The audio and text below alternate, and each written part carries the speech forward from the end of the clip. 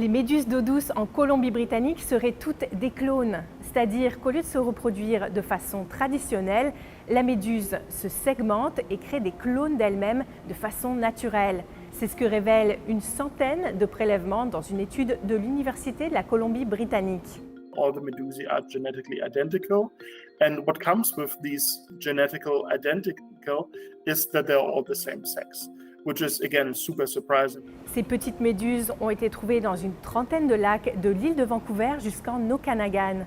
Originaires de Chine, elles ne mesurent pas plus qu'un nombre de pouces et vivent uniquement en eau douce. Elles passent une partie de leur vie sous forme polype, quasiment invisible.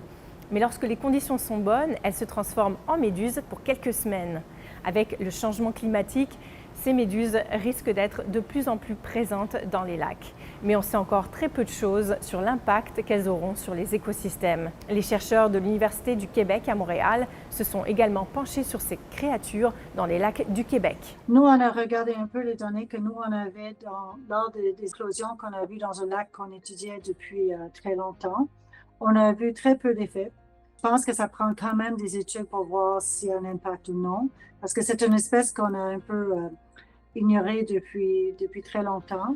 Les méduses sont mal aimées à cause des piqûres qu'elles peuvent infliger et qui peuvent être douloureuses. Mais les méduses d'eau douce sont inoffensives pour l'humain selon les chercheurs. We have literally found thousands and tens of thousands of jellyfish in single blooms, as we call it, so mass occurrences. And it's really fun to observe, it's fun to swim in it. Alors la prochaine fois que vous vous baignez dans un lac, ouvrez l'œil. Vous nagez peut-être parmi des méduses clones.